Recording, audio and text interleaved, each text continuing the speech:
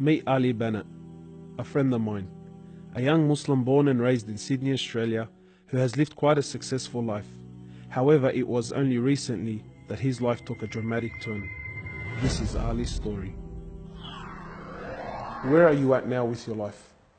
What's happened to you? At this point in my life, والله I've been gifted alhamdulillah by Allah with cancer throughout my body, and I've changed my whole life to sort of helping people. Why do you call it a gift, Ali? And alhamdulillah, it's a gift because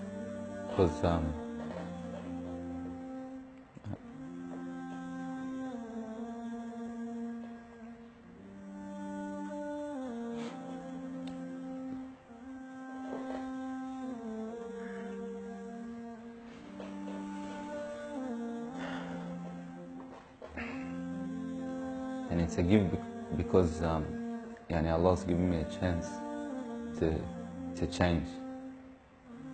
What has having cancer, what has it opened your eyes to? SubhanAllah, everything in life, even the smallest kid, like breathing fresh air.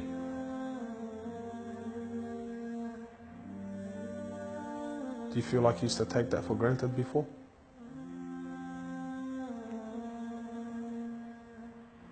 How long have you had cancer? 4 months now. Ali was diagnosed with stage 4 cancer and given only 7 months to live. Upon finding the news, he immediately sold his successful business and was forced to reconsider the lavish lifestyle he was accustomed to. Everything was to change. Ali, what was your reaction when you came to know you had cancer? I got rid of my cars, I got rid of my watches, even my clothes.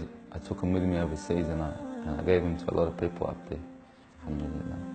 So I wanted to try to leave this world without anything. So you were on a mission to get rid of your dunya. It wasn't until Ali invited us into his room that we truly understood the luxurious lifestyle that he was living and the extent of the sacrifice that he was making.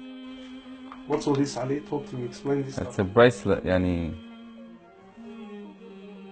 costs about 60,000. $60,000. Yeah. What do you have in these boxes now?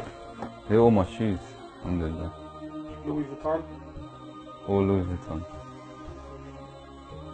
How much is something like this worth, Ali? They're probably about 1,300. How much you pay for that, Ali? About 700. Thongs. For a pair of thongs, yeah. So what's happening with the sunglasses here, Ali? I just like collecting different sunglasses. Yeah? I've got rid of a lot of them. I gave them to a couple of brothers in Africa, alhamdulillah. So you're telling me there's a kid in Africa that's walking around with Louis Vuittons and Can I try one of these hats on? I've only mentioned them in my talks like 100 times. You can try the red one on, it's limited edition one. Barakallah. What do you reckon else? Sheikh Gucci. Ali's interest in the dunya has left him abruptly and no longer holds a place in his heart. So Ali, what do you feel now, like when you look at this? And driving something like this doesn't really cross my mind anymore. It's not something I would want to do no more. After someone tells you, or you find out that you're sick, or you haven't got much time in this life, wallah, this is the last thing you would want to chase. And this is how we should be living our life every day. How, like, these people would love to be in it, people would love to own, people would love to drive it. Wallah, they're going for the wrong goals. And you realize that when you get sick, when someone tells you you haven't got long to live, you realize all this stuff, it does not benefit us in any way. So what's the value of this in your heart now? This is worth one pair of thongs for a little African child with no thongs. Wallahi, it's worth more than me to see him smile with a pair of thongs than own one of these. Wallah al-Azim. Ali has since dedicated the remainder of his life and wealth to helping those who are far less fortunate than him. After an emotional journey to Africa, Ali has established a charity titled Muslims Around the World Project. The organization wasted no time in the construction of a masjid and a school in Africa to serve as an ongoing charity for him when he finally has to depart this world. Well, it all started from when I went to the cemetery when a brother that has cancer passed away. And I was at the cemetery and I was just thinking to myself, you know, after you go, there's nothing. There's no one there for you. No mother, no father, no brother, no sister, except for your deeds. And even your money is not going to be there for you. So the only thing that's going to be there for you is a sadaqah. And that's the only thing that's going to help you gradually through your time in the grave till you get to the ultimate destination.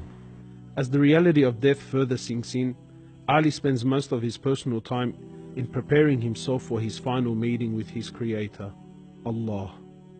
The Prophet of Allah says, sallallahu alaihi wasallam, more or less, he says, he who loves to meet Allah, Allah loves to meet him.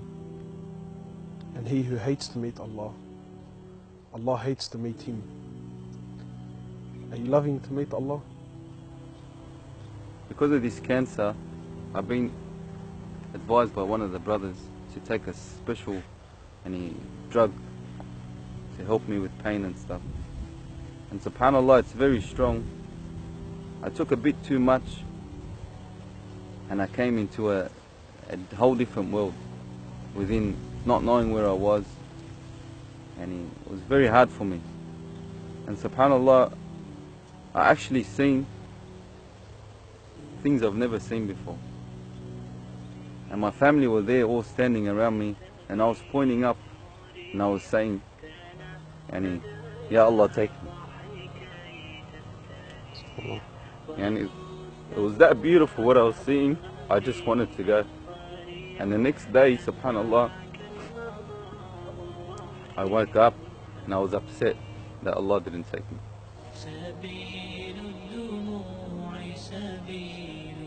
Well, I ask Allah subhanahu wa ta'ala to purify you and to give you shifa, to keep you around us for a long time.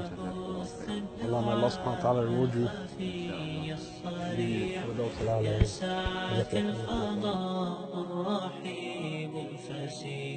سبيل الدموع سبيل مريح تنهدى يا صاحي كي تستريح